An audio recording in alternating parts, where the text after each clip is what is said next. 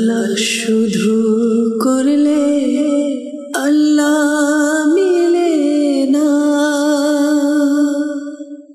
আল্লাহওয়ালারাই মিলিয়ে দে আল্লাহর ঠিকানা। আলহামদুলিল্লাহি রাব্বিল আলামিন, আসসালাতু ওয়াসসালামু আলা সাইয়্যিদিল মুরসালিন, আম্মা বা'দু, ফাউযু বিল্লাহি মিনাশ শাইতানির রাজীম, বিসমিল্লাহির রহমানির রহিম। আসসালাতু ওয়াসসালামু আলাইকা ইয়া রাসূলুল্লাহ ওয়া আলা আলিকা ওয়া আসহাবিকা ইয়া হাবিবাল্লাহ। আসসালাতু ওয়াসসালামু আলাইকা ইয়া নবিয়াল্লাহ ওয়া আলা আলিকা ওয়া আসহাবিকা ইয়া নূরাল্লাহ। মাদানী চ্যানেলের দর্শক শ্রোতা, সত্যের দিশারি অনুষ্ঠান নিয়ে আরো একবার উপস্থিত হয়েছি। যে যেখান থেকে আমাদের অনুষ্ঠান দেখছেন, দূরে এবং কাছে, সকল দর্শককে জানাই আন্তরিক মোবারকবাদ। দর্শক শ্রোতা, আজ আমরা আমাদের সুপরিচিত একটি দরবারে উপস্থিত হয়েছি, যা আমার বাংলাদেশের আনাচে কানাচে সবাই জানে। আজ আমরা সিরিকুট শরীফের মধ্যে উপস্থিত হয়েছি, যেখানে আমাদের পীরে বাঙ্গালের মাজার রয়েছে। আমরা ইনশাআল্লাহ তাআলা এখানে বুজুর্গ যারা রয়েছেন, যাদের মাজার রয়েছে, তাদের কিছু জীবনী আপনাদেরকে শোনানোর চেষ্টা করব। নবী রাহমাত সাল্লাল্লাহু আলাইহি সাল্লামের আলিশান ফরমান, যে ব্যক্তি আমার উপর একবার দুরূদ শরীফ পাঠ করবে, আল্লাহ তাবারক ওয়া তাআলা ওই ব্যক্তির উপর 10 বার রহমত নাজিল করেন। সাল্লু আলাল হাবিব সাল্লাল্লাহু তাআলা আলা মুহাম্মদ সাল্লাল্লাহু আলাইহি ওয়াসাল্লাম। মাদানী চ্যানেলের দর্শক শ্রোতা, অনেক অপেক্ষার পর, অনেক সময় আশায় থাকার পর, এরপরে আজ আমরা এমন এক মহান ব্যক্তির মাজার শরীফে উপস্থিত হয়েছি, যার জীবনী জানার জন্য বাংলাদেশের কোনায় কোনায় আশিকানে রসুল অপেক্ষায় আছে। যার মাজার শরীফ ভিডিও আকারে দেখার জন্য অনেক আশিকানে রসুল অপেক্ষায় আছে কখন কে আমাদেরকে এই মাজার শরীফের ভিডিও দেখাবে। কেননা আল্লাহ তাআলার অনেক বড় দয়া, এই মহান ব্যক্তির মুরিদ, আশিকান, ভক্তবৃন্দ বাংলাদেশের বিভিন্ন অঞ্চলে, বিভিন্ন গ্রামে, বিভিন্ন এলাকাতে বসবাসরত অবস্থায় রয়েছে। কেননা এমন একজন মহান ব্যক্তির মাজারে আজ উপস্থিত হয়েছি, যারাই নাকি বাংলাদেশের কোনায় কোনায় সুন্নিয়াতকে পৌঁছিয়ে দিয়েছে, যারাই নাকি বাংলাদেশের আনাচে কানাচে সুন্নিয়াতকে পৌঁছিয়ে দিয়েছে, যাদের অবদান রয়েছে সুন্নিয়াতের কাজের ধারাবাহিকতা বজায় রাখার। আর সে ব্যক্তিকে আপনাদেরকে একটু পরেই জানাব। আল্লাহ আল্লাহ শুধু করলে আল্লাহ মিলে না, আল্লাহওয়ালারাই মিলিয়ে দে আল্লাহর ঠিকানা। এমন এক ব্যক্তির দরবারে আজ আমরা উপস্থিত হয়েছি, ফয়জ ও বরকত নেওয়ার জন্য উপস্থিত হয়েছি, যার জীবনী আপনাদেরকে শোনানোর জন্য উপস্থিত হয়েছি। তিনি হুজুরে আকরাম সাল্লাল্লাহু তাআলা আলাইহি ওয়াসাল্লামের 37তম বংশধর হযরত সৈয়দ সদর শাহ রহমাতুল্লাহি তাআলা আলাইহির চতুর্থ পুত্র আল্লামা সৈয়দ আহমদ শাহ সিরিকুটি রহমাতুল্লাহি তাআলা আলাইহি। নাম শুনে হয়তোবা অনেক দর্শক শ্রোতা এই মুহূর্তে একটু ঘুরে বসার চেষ্টা করেছেন। হ্যাঁ, হুজুর কিবলা রহমাতুল্লাহি তাআলা আলাইহির দরবারে মাদানী চ্যানেলের টিম গিয়েছে। আলহামদুলিল্লাহ রাব্বিল আলামিন। সবার দরবারে যাওয়া আমাদের কর্তব্য, আমাদের দায়িত্ব। রুহানিয়াত অর্জন করা আর ফয়েজ অর্জন করার জন্য আল্লাহ তাবারক ওয়া তাআলা কোরআনে পাকের মধ্যে ইরশাদ করেছেন। আজ আমরা আলহামদুলিল্লাহ রাব্বিল আলামিন আল্লামা সৈয়দ আহমদ শাহ সিরিকুটি রহমাতুল্লাহি তাআলা আলাইহির মাজারে উপস্থিত হয়েছি। তার ব্যাপারে অনেক কিতাব রচনা করা হয়েছে, তার ব্যাপারে অনেক কবিতা রচনা করা হয়েছে, তার ব্যাপারে তার শানে অনেক মানকাবাতও লেখা হয়েছে। এমন একজন ব্যক্তি, হয়তো বাংলাদেশের আনাচে কানাচে ওলামা একরাম তাকে চিনেন, বাংলাদেশের আনাচে কানাচে সাধারণ মানুষ তাকে চিনেন। কে এই মহান ব্যক্তিত্ব? কোন এই মহান ব্যক্তি যার সাদকায় আল্লাহ তাবারক ওয়া তাআলা বাংলাদেশে এত সুন্দর সুন্নিয়াতের কাজ প্রচার রয়েছে? মাদানী চ্যানেলের দর্শক শ্রোতা, আল্লামা সৈয়দ আহমদ শাহ সিরিকুটি রহমাতুল্লাহি তাআলা আলাইহি, এনাকে বলা হয় 19 শতকের মাঝামাঝি সময় তিনি পৃথিবীতে আগমন করেছেন। 19 শতকের মাঝামাঝি সময় তিনি পৃথিবীতে আগমন করেছেন। বিশুদ্ধ মতে এই মহান ব্যক্তি বলা হয়েছে 19 শতকের মাঝামাঝি, আবার বিশুদ্ধ মতে এটাও বলা হয়েছে 1857 সালে তিনি জন্মগ্রহণ করেন এই সিরিকুট শরীফে। এই কারণে তার নামের পরে আমরা সিরিকুটি ব্যবহার করি, সৈয়দ আহমদ শাহ সিরিকুটি রহমাতুল্লাহি তাআলা আলাইহি। দেখুন, একবার চিন্তা করে আপনাদেরকে আমি যেখানে মাজার শরীফ রয়েছে সিরিকুট শরীফে, যেখানে তার মাজার শরীফ রয়েছে, এর আশেপাশের কিছু দৃশ্য দেখানোর চেষ্টা করছি। দেখেন একবার আপনারা, আশেপাশে পাহাড় আর পাহাড়, বসত বাড়ি যেটা আমরা জানি, আবাদ যেখানে বসত বাড়ি থাকে, মানুষ বসবাস করে, এমন বর্তমান অবস্থা খুবই কম। আশেপাশে বাড়িঘর খুবই কম। আর যদি আপনি চিন্তা করেন 1857 সালের কথা, এখন থেকে নিয়ে কত বছর পূর্বে সে তার বাবা এখানে অবস্থান করতেন আর এখানেই তার জন্মগ্রহণ হয়। তিনি জন্মগ্রহণ করেন, এখানে তিনি আগমন করেন পৃথিবীতে। নবী করিম সাল্লাল্লাহু তাআলা আলাইহি ওয়াসাল্লামের সেই নূর থেকে এক নূর এখানে আগমন করেছে আর সেই নূর পৃথিবীকে আলোকিত করেছে। আমার বলার উদ্দেশ্য, যদি 500 বছর হয়ে থাকে, 400 বছর হয়ে থাকে, ওই সময়ে 400 বছরের আগের কথা যদি বলি, ওই সময়কার কথা, এই এরিয়াতে কি ছিল?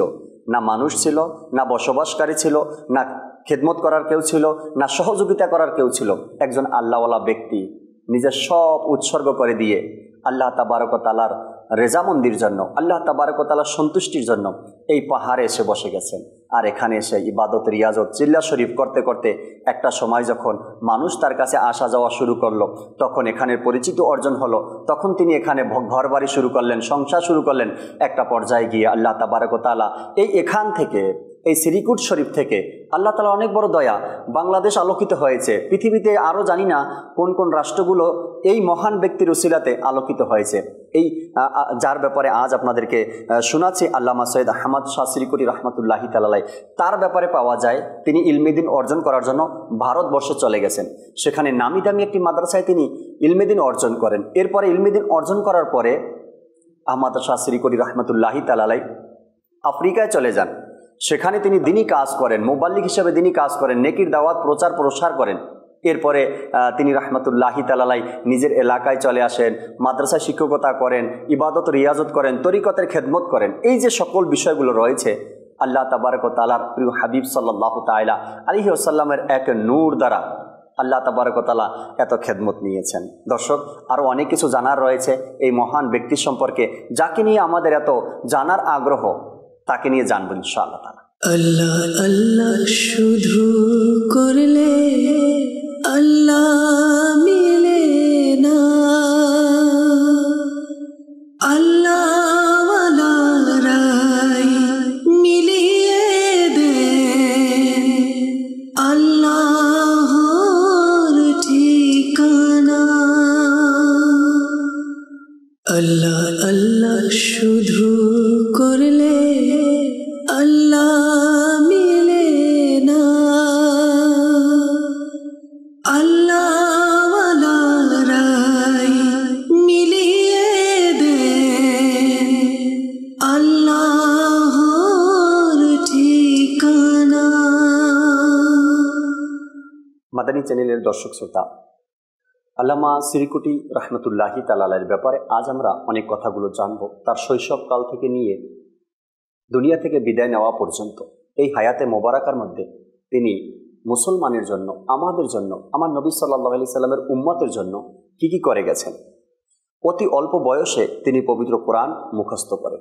অতি অল্প বয়সে তিনি ছিলেন হাফিজে কোরআন, অর্থাৎ অল্প বয়সে কোরআনকে মুখস্থ করেন। অতঃপর স্বদেশে বিদেশে দিনী শিক্ষার বিভিন্ন বিষয়ে অসাধারণ পাণ্ডিত্য অর্জন করেন এবং উচ্চতর ডিগ্রি লাভ করেন। 1980 সালে দুনিয়াবি প্রচলিত যে সার্টিফিকেট রয়েছে, সে সার্টিফিকেট অর্জন করার জন্য তিনি ফাজিল সনদ লাভ করেন, অর্থাৎ মাদ্রাসায় ভর্তি হন এবং ফাজিল সার্টিফিকেট লাভ করেন। হুজুর আকরাম সাল্লাল্লাহু আলাইহি সাল্লামের আদর্শ ছিল তার স্বভাবজাত, তার কর্মে অনায়াসে ফুটে উঠত। নবী করিম সাল্লাল্লাহু তাআলা আলাইহি ওয়াসাল্লামের আদর্শ তার কাজে কর্মে ফুটে উঠত। আল্লামা শ্রীকুটি রহমতুল্লাহি তাআলা তার সহোদরদের সাথে সুদূর দক্ষিণ আফ্রিকাতে ব্যবসায় আত্মনিয়োগ করেন এবং প্রতিষ্ঠিত হন। একই সাথে আফ্রিকার কয়েকটা দেশের মধ্যে তিনি দিনী কাজের প্রচার করেন। এ সময় তিনি মুসলমানদের মধ্যে কিছু বিভ্রান্ত আকীদা প্রবেশ করছিল, আর তার মধ্যে তিনি সমাধান দিয়ে দিয়েছেন, অর্থাৎ এক সমাধানের রাস্তা তিনি বের করে দিয়েছেন। যারা বিভ্রান্ত করত তাদেরকে বুঝিয়ে সত্য ইসলাম, আহলে সুন্নাত ওয়াল জামাতের পথ তিনি দেখিয়েছেন। অতঃপর 1912 সালে স্বদেশে ফিরে আসেন এবং হযরত আল্লামা আব্দুর রহমান চৌহরবী রহমতুল্লাহি তাআলার হাতে কাদেরিয়া তরিকায় বায়াত গ্রহণ করেন। এদিকে আপন পীর মুর্শিদের বাড়ির নিকটস্থ বাজারে ব্যবসা করতে থাকেন। একই সাথে সময় ও সুযোগ মতো নিজ পীর মুর্শিদের খেদমতে নিজেকে নিবেদিত করতে থাকেন। সেখানে একটি মসজিদ নির্মাণের সাহায্য করেন। তার দর্শন হলো কর্ম ও প্রচেষ্টার মাধ্যমে পীর মুর্শিদের সদয় দৃষ্টি অর্জন করা। কিন্তু তিনি পীরের দরবারে তেমন কোনো কাজ হাতে পেলেন না। তাই তিনি কাল বিলম্ব না করে জ্বালানি কাঠ সংগ্রহ করার মনস্থির করলেন। 18 মাইল দূরের শ্রীকোট পাহাড় হতে লাকড়ি সংগ্রহ করে নিজ কাঁধে করে পায়ে হেঁটে পীরের বাড়িতে নিয়ে আসার খেদমতে তিনি আত্মনিয়োগ করলেন। বংশমর্যাদা, সামাজিক প্রতিপত্তি, যশ খ্যাতি ও প্রতিষ্ঠানকে তুচ্ছ জ্ঞান করে এ আলিমে দিন এবং ব্যবসায়ী নিজ আমিত্বকে বিলীন করে দেন। মাদানী চ্যানেলের দর্শক শ্রোতা, খুবই এক মজাদার কথা এখানে। আল্লামা সিরকুটি রহমতুল্লাহি তাআলাই হাফিজে কোরআন, আলিমে দিন, অনেক জ্ঞান অর্জন করার পরেও নিজের দরবারে পড়ে থাকা তার কাছে অনেক ভালো লাগতো। এর মধ্যে আমরা শুনলাম তিনি ব্যবসাও করতেন। ইসলামের মধ্যে এটা নয় কি আপনি বেকার ঘুরে বেড়াবেন, কান্নাকাটি করবেন, কারো কাছে হাত পাতবেন, এটা নয়।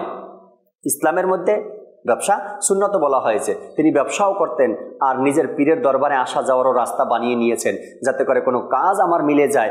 যখন কোনো কাজ পেল না, তখন তিনি দূর দূরান্ত থেকে গাছ কেটে কাঠ তৈরি করে সেগুলো নিজের পীরের দরবারে নিয়ে আসার এক রাস্তা তৈরি করলেন। অথচ তার প্রাণদিক প্রিয় পীর ও মুর্শিদ কখনো তাকে এই কাজ করার নির্দেশ দেননি। এই গাছ কেটে কাঠ, অর্থাৎ চুলা জ্বালানোর জন্য যে কাঠ ব্যবহার করি আমরা, গাছ ব্যবহার করি, এগুলো নিয়ে আসার অনুমতি বা হুকুম কখনো তার পীর দেননি। বরং জানতে পেরে সঙ্গে সঙ্গে বারণও করে দেন। তার পীর তাকে নিষেধ করে দেন। মাত্র কদিন যেতে না যেতে তার কাঁধে আকস্মিক এক ফোড়া উঠল। অর্থাৎ আমাদের দেশে বা গ্রাম অঞ্চলে যাকে ফোড়া বলে, দানার মতো উঠে ফোড়া উঠল। আরোগ্য লাভ করতে প্রায় 9 মাস লাগলো।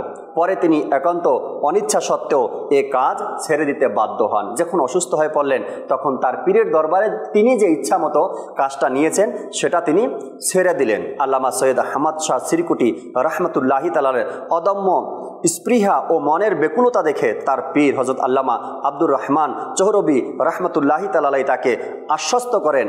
তা বর্ণনা প্রদান করেন স্বয়ং আল্লামা সিরকুটি রহমতুল্লাহি তাআলাই এভাবে: একবার আমি হুজুর কিবলা আল্লামা আব্দুর রহমান চৌহরবি রহমতুল্লাহি তাআলাই হুজুরা শরীফের সম্মুখস্থ বারান্দায় এ বিষয়ে চিন্তায় মগ্ন ছিলাম। হঠাৎ দরজা খুলে এসে আমাকে উদ্দেশ্য করে সম্মুখস্থ নবনির্মিত মসজিদের দিকে ইশারা করে বলতে লাগলেন, আহ সুবহান আল্লাহ, দেখো এই মসজিদের বাইরে চুন কাম করা হচ্ছে। পরে দেখা গেল আমি চৌহর শরীফের যাতায়াতকালে যখনই কোনো কিছুর দিকে দেখি না কেন, তা আমাকে সালাম দিতে থাকে আর আমিও সালামের উত্তর দিতে লাগলাম। পরে বুঝতে পারলাম যে এ দ্বারা আমার সময় নষ্ট হচ্ছে, তাই সেদিকে খেয়াল ছেড়ে দিলাম। মাদানী চ্যানেলের দর্শক শ্রোতা, পীর আর মুরিদের ভালোবাসা দেখুন, পীর আর মুরিদের মোহাব্বত দেখুন। পীরের ঘরের সামনে গিয়ে বসে থাকা, অপেক্ষায় থাকা, পীর কোনো হুকুম করবে। যখন একজন ব্যক্তির মধ্যে, যখন এই সৈয়দ বংশের মধ্যে এমন হালত অবস্থা, এমন ভালোবাসা, এমন অর্জন, আমাদের কেমন হওয়া দরকার? এরা তো আমার নবীর আওলাদ, এরা তো আমার নবীর বংশধর। এদেরকে তো আমার নবী সাল্লাল্লাহু আলাইহি সাল্লাম স্বয়ং ভালোবাসেন আর আমাদেরকে ভালোবাসার কথা বলছেন। সেখানে তিনি তার পীরের প্রতি কেমন ভক্ত আর কেমন শ্রদ্ধা আর কেমন ভালোবাসা রাখতেন। সুবহান আল্লাহ। আজ আমরা আরও অনেক কথাগুলো শুনবো আল্লামা সিরকুটি রহমতুল্লাহি তাআলার জীবনী সম্পর্কে। আল্লাহ আল্লাহ শুধু করলে আল্লাহ মিলে না, আল্লাহওয়ালারাই মিলিয়ে দেন আল্লাহর ঠিকানা। মাদানী চ্যানেলের দর্শক শ্রোতা, এই মুহূর্তে আমি আল্লামা সিরকুটি রহমতুল্লাহি তাআলার একদম কদমের কাছে দাঁড়িয়ে আছি। যতটুকু প্রয়োজন দোয়া করা, যতটুকু সম্ভব দোয়া করা, আল্লামা সিরকুটি রহমতুল্লাহি তাআলার কদমে দাঁড়িয়ে দোয়া করছি। আর তার কদমে দাঁড়িয়েই তার জীবনী থেকে 2টা কারামত আপনাদেরকে শোনাচ্ছি। আল্লামা সিরকুটি রহমতুল্লাহি তাআলাই যখনই মসজিদে রুকু সেজদা করতেন, তখন তার সাথে সাথে মসজিদের মিনার কাত হয়ে যেত। মনে হয় মসজিদের মিনারও রুকু সেজদা করছে। এমনকি মসজিদের আশেপাশের গাছালিগুলোকেও সেজদায় অবনত হতে দেখা গেছে। এগুলো তার ওই জমানায় যারা ছিল তারাই এই কথাগুলো বলেছেন। তা দেখে সেখানকার খ্যাতনামা অলি আব্দুল হামিদ প্রকাশ সুলতানুল আউলিয়া একবার শোরগোল করে ওঠেন এবং বায়াত হওয়ার অভিলাষ ব্যক্ত করেন আল্লামা সিরকুটি রহমতুল্লাহি তাআলার হাতে। বাঙালি মসজিদে তিনি প্রতিদিন আসরের নামাজের পর বয়ান করতেন। বাঙালি মসজিদ নামে একটি মসজিদ ছিল, সেখানে তিনি প্রতিদিন আসরের নামাজের পরে বয়ান করতেন। সেখানে উপস্থিত মুসল্লিদের জন্য তিনি প্রতিদিন 250 গ্রাম ওজনের খাবার তৈরি করতেন এবং ডেকচিতে হালুয়া রান্না করতেন এবং নিজ হাতে পরিবেশন করতেন। সবার জন্য খানা নিজেই পরিবেশন করতেন। দেখা যেত কোনো কোনো দিন 40 থেকে 50 জন উপস্থিত থাকতো, সবাই সমানভাবে খাবার গ্রহণ করত। আর এটা ছিল আল্লামা সিরকুটি রহমতুল্লাহি তাআলা দুইটি কারামত আপনাদেরকে শোনালাম দর্শক শ্রোতা। 250 গ্রাম খাবার তৈরি করতেন 40 থেকে 50 জন মানুষের জন্য, নিজ হাতে খাবারগুলো পরিবেশন করতেন এবং সমানভাবে সবাই পেত।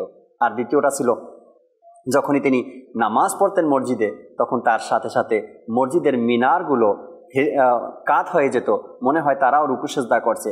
মসজিদের আশেপাশের গাছগুলো রুকু সেজদার মতো কাত হয়ে যেত। আর এটা দেখে মানুষ বলতো, আমি আপনার কাছে মুরিদ হব। আল্লাহ তাবারক ওয়া তাআলা এ সকল বুজুর্গানে ব্যক্তিদের যে হক কথাগুলো রয়েছে, কারামত রয়েছে, এগুলো বিশ্বাস করার, মানার আল্লাহ আমাদেরকে তৌফিক দিক। আল্লাহ আল্লাহ শুধু করলে আল্লাহ মিলে না, আল্লাহওয়ালারাই মিলিয়ে দে আল্লাহর ঠিকানা। আল্লাহ আল্লাহ শুধু করলে আল্লাহ মিলে না, আল্লাহওয়ালারাই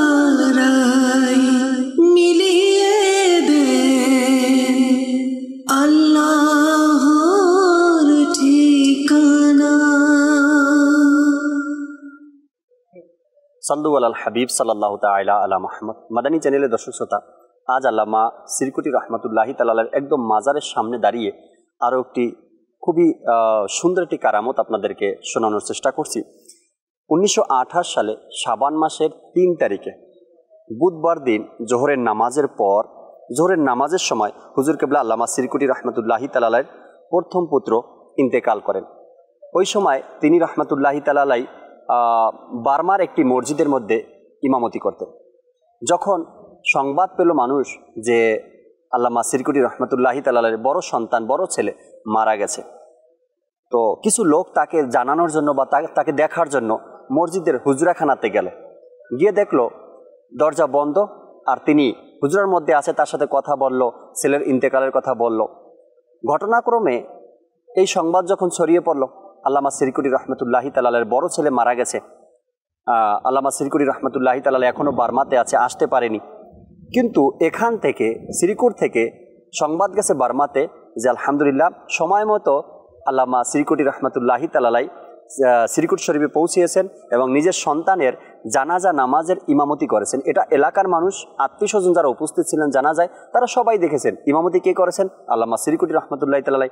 কিন্তু ওখানকার মানুষ বলে যে না, যাওয়ার কোনো ব্যবস্থা করতে পারেনি, আর তিনি যাননি, তিনি আমাদের সামনেই বসা ছিলেন। এটা ছিল আল্লামা সিরকুটি রহমতুল্লাহি তাআলার অন্যতম একটি কারামত। তিনি একই সময় দুই জায়গাতে তাকে দেখা গেছে। এক তো নিজের সন্তানের জানাজা, দ্বিতীয়ত যে মসজিদে ইমামতি করতেন বার্মাতে, সেখানেও তিনি উপস্থিত ছিলেন।